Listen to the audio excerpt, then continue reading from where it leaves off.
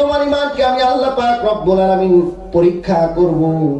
কি দিয়ে পরীক্ষা করব? আল্লাহ বলেন ওয়ালা নাবলুওয়ান্নাকুম বিশাইইন মিনাল খাউফি ওয়াল জু'i ওয়া নাকসিম মিনাল আমওয়ালি ওয়াল আনফুসি ওয়াস সামারাত ওয়া বাশশিরিস সাবিরিন।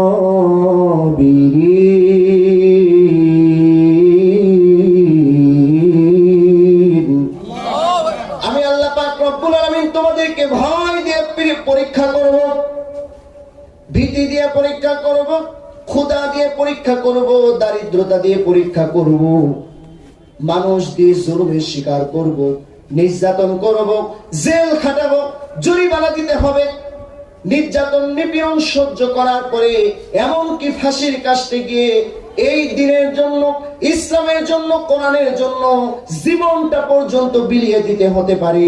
জীবন যারা বিলিয়ে দিতে পারবা, ফাঁসির দড়ি যারা ইসলামের পক্ষে ঈমানের পক্ষে অটল অবিচল থাকতে গিয়া ফাঁসির দড়ি যারা ফাঁসি মুখে বরণ করে নিবা, আমি আল্লাহ পাক রব্বুল আলামিন একদিক দিয়ে তোমার গলার মধ্যে ফাঁসির রশি ঝুলবে, অন্য দিক দিয়ে তোমাকে আমি সম্মানিত করে মুমিন হিসাবে কবুল করে নিয়া জান্নাতের টিকিট তোমার হাতে আমি ধরিয়ে দিব।